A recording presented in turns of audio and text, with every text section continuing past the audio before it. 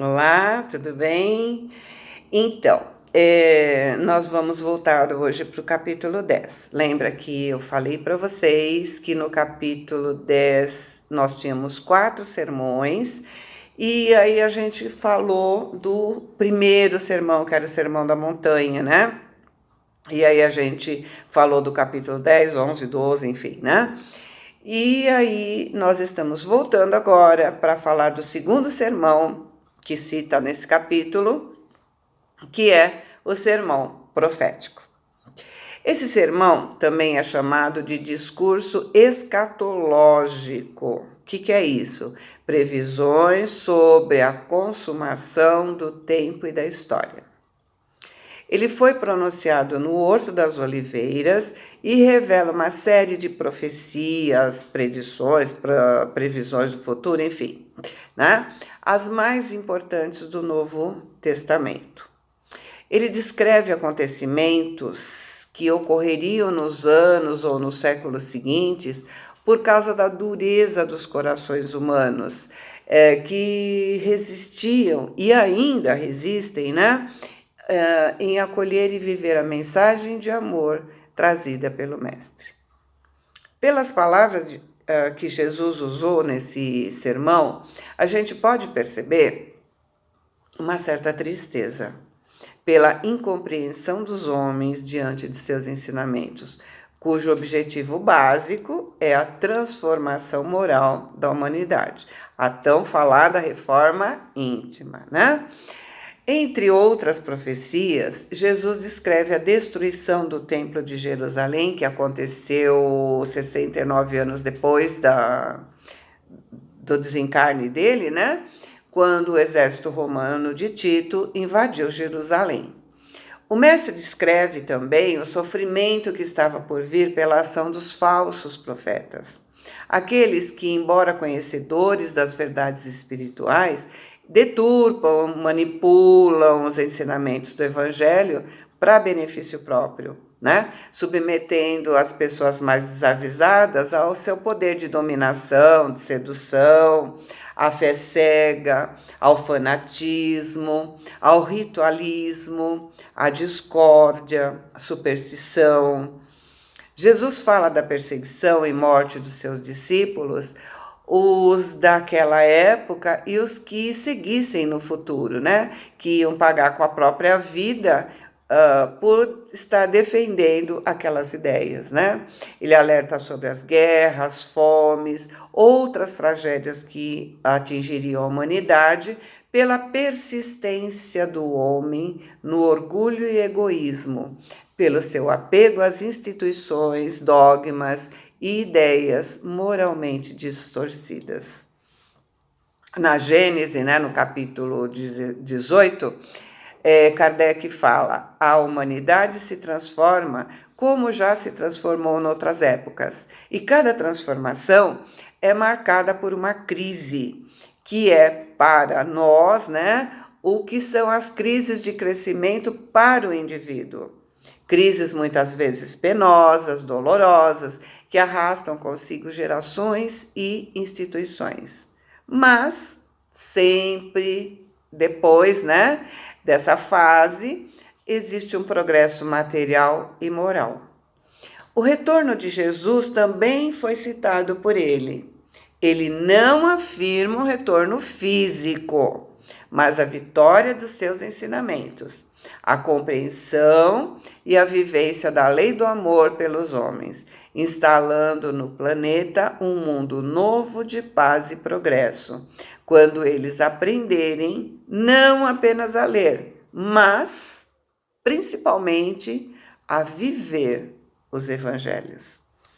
No sermão profético, Jesus nos deixou ainda algumas analogias e 3 parábolas que resumem todo o ensinamento e as advertências do Mestre para que possamos superar as tribulações e os sofrimentos causados pela nossa pouca evolução espiritual.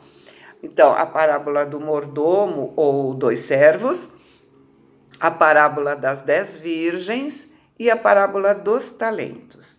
Nosso livro não traz essas parábolas, né? Essas parábolas, como eu falei para vocês, estão no segundo ano, né?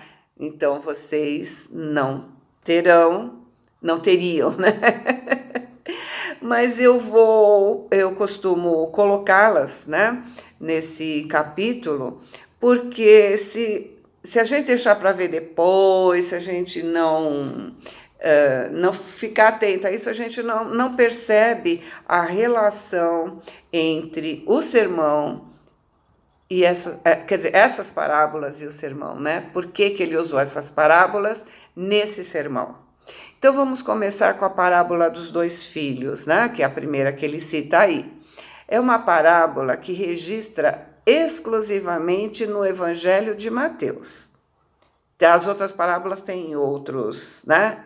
Essa aqui não, só de Mateus. Embora ela seja uma parábola muito curta, ela possui um ensinamento muito importante para todos nós, né? Então, para falarmos sobre o significado da parábola dos dois filhos, eu acho que é importante a gente entender melhor o que acontece na narrativa de Jesus, né?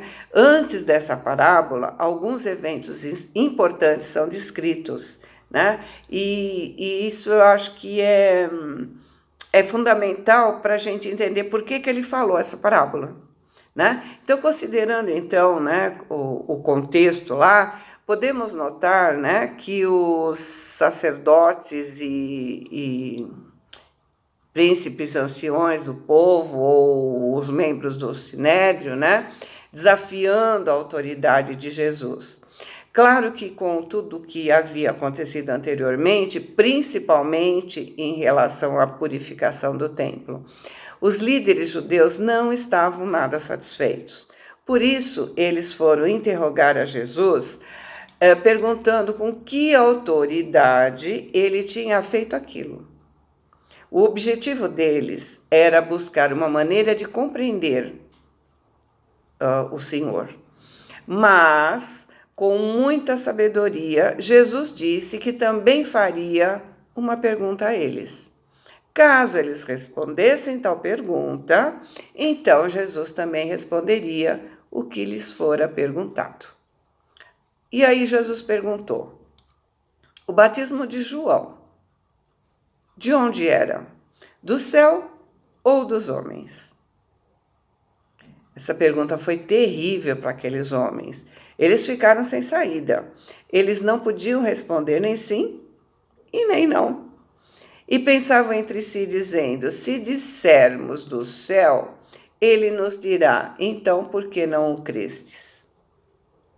Se dissermos dos homens, tememos o povo, porque todos consideram João como profeta. Então a resposta que eles encontraram foi a falsidade. Eles usaram de mentira para tentar sair da situação difícil que Jesus colocou, né? E responderam: não sabemos. Ele disse-lhes: nem eu vos digo com que autoridade faço isso. Em resposta àquela situação, Jesus sabiamente condenou aquele comportamento hipócrita. Sua repreensão veio através da narrativa da parábola dos dois filhos. Então, como é a parábola, né? Um dia em que Jesus, tendo ido ao templo de Jerusalém, ensinava ao povo, anunciando-lhe o evangelho. Chegaram-se a ele os príncipes, os sacerdotes, os escribas e os anciãos. E o interpelaram com que autoridade fazia tais coisas. O mestre respondeu com outra pergunta, a que não souberam responder.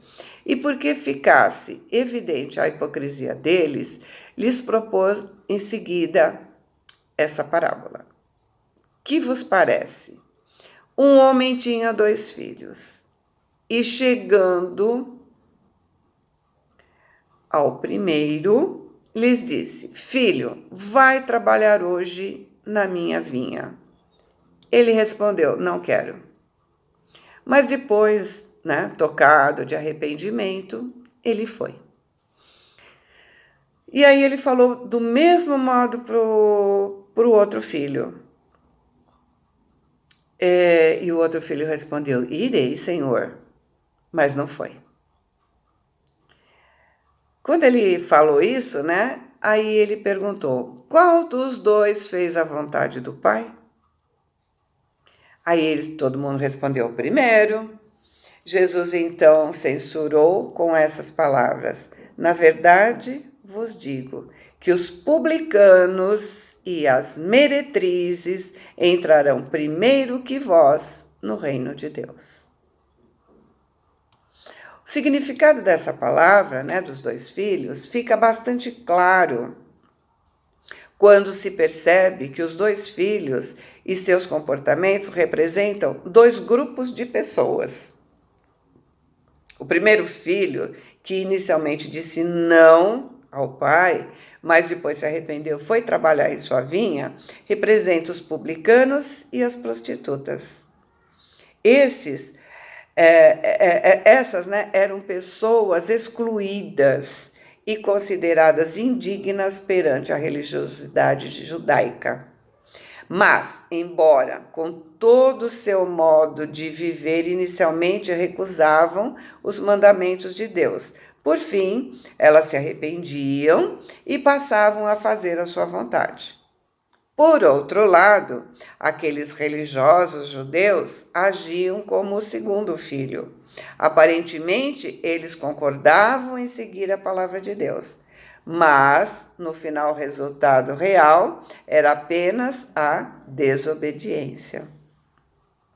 No versículo 31, Jesus deixa isso claro quando ele diz que aqueles desprezados pecadores estavam entrando no reino dos céus antes daqueles que insistiam em manter uma imagem aparentemente irrepreensível, mas fatalmente corrompida. Esses, né, eles diziam que obedeciam a Deus, mas não estavam obedecendo. Seu falso sim nada mais era do que um verdadeiro não. Já o não espontâneo dos pecadores rejeitados era o início de um sim, de arrependimento. Os dois filhos nessa parábola, né, nessa imaginação, né, eles constituem modelos das duas espécies de personalidade predominante entre nós. O filho que disse não vou, mas depois arrependido foi, representa aqueles que, indiferentes aos ideais superiores, levam uma vida puramente mundana. Deixam-se dominar pelos vícios, paixões, que né, se deleitam de toda a carne, ainda não sujeita ao espírito. Chega um dia, né, em que eles se arrependem, né, porque eles se saturam das misérias dessa vida e, enojados dos falsos prazeres, eles caem em si. Eles descobrem os gozos e as delícias que a alma pode sentir na virtude e na prática do bem. E então, sinceramente arrependidos, se regeneram, transformando-se em obreiros da vida da vinha do Senhor. O filho que disse irei, mas não foi, personifica os devotos sem obras, os que atravessam toda a existência procurando manter uma aparência de respeito, de religiosidade, que se mostram muito cuidadosos no tocante às obrigações, pelo culto tradicional, como se isso fosse tudo. E nessa enganosa suposição, eles não pensam não pensam em vencer as suas fraquezas e imperfeições, nem se preocupam em realizar algo em benefício da comunidade. Esses tais geralmente gozam de bons conceitos, eles são tidos como pessoas inatacáveis, se sentem orgulhosos e satisfeitos com isso, mas não estão correspondendo ao chamado para o bom trabalho. Incluem-se nele, nesse número de mentores religiosos, né, de todos os credos, que deveriam guiar os membros de suas igrejas ao conhecimento da verdade e, com seus exemplos, edificar na observância da lei de Deus, mas que, ou por preguiça, ou porque se acham absorvidos em questões de interesse material, eles não cumprem a elevada missão de que são investidos. Por isso que Jesus, dirigindo-se aos sacerdotes, escribas e anciãos, cujos deveres eram precisamente esses, né? Lhes disse que os publicanos e as meretrizes lhes levaria a dianteira para o reino de Deus. Publicanos e meretrizes simbolizam aqui os grandes pecadores, aos quais a sociedade tem como desprezíveis e indignos de qualquer auxílio divino. No entanto, o Mestre declara que eles entrarão no reino dos céus antes daqueles que contam com a aprovação social e já se consideram salvos. É que esses pecadores, porque muito vêm a sofrer, adquirem sensibilidade, tornam-se acessíveis e, quando tocados pelo amor, mudam de vida, aproveitando então a experiência adquirida através de duras provas. Tem alguns, né, que se tornam santos até, deixando muitos exemplos maravilhosos para o mundo, né? De verdadeiro renascimento espiritual. Então, quais são as lições dessa parábola? Ela vai trazer umas advertências muito importantes, né? Então, primeiro, não existe vida com Deus sem arrependimento. Na parábola dos dois filhos, né? Ela nos mostra a grandeza da importância do arrependimento. O arrependimento é mais importante do que qualquer aparência. Ele é mais importante do que qualquer intelectualidade, do que qualquer religiosidade, do que qualquer intenção. Por quê? É o reconhecimento de que a gente não estava agindo corretamente, né? Então não precisa ser aquele arrependimento, ai meu pai, né? Mas um arrependimento que fala, opa, parou, vou mudar de caminho, né? Palavras são apenas palavras. Essa é outra advertência, né, que nós temos que prestar atenção. Palavras são apenas palavras. Ninguém pode surpreender a Deus. Podemos enganar as pessoas com palavras bonitas, com louvores incríveis ou com orações eloquentes, né? Aquela coisa, oh, que maravilha, né? Mas Deus conhece se esse comportamento é sincero ou não. Precisamos estar atentos às nossas palavras. Precisamos examinar se nossas atitudes refletem o que pregamos. Devemos tomar cuidado com possíveis distrações, porque às vezes nos comprometemos com algo, mas alguma coisa nos distrai e acabamos nos esquecendo do nosso compromisso. De qualquer forma, só existem 2 filhos, não há um terceiro filho. Ou somos como os primeiros e, inevitavelmente, seremos como o segundo. A parábola dos 2 filhos deixa muito clara essa advertência. Ok?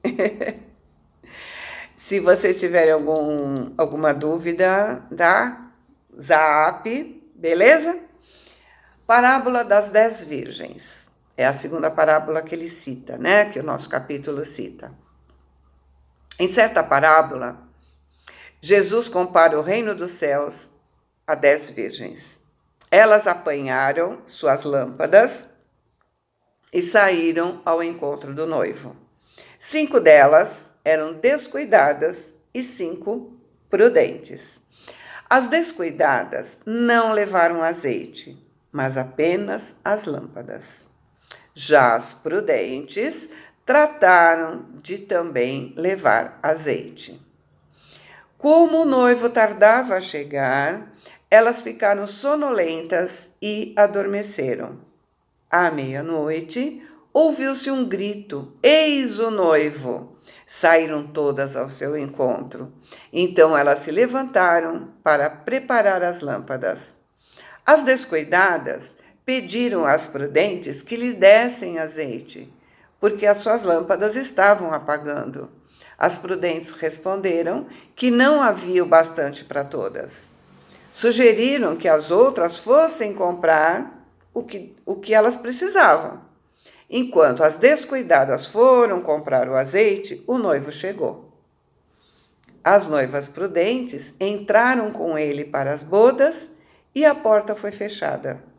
Quando as outras chegaram, clamaram para que a porta lhes fosse aberta. O noivo negou, dizendo que não as conhecia.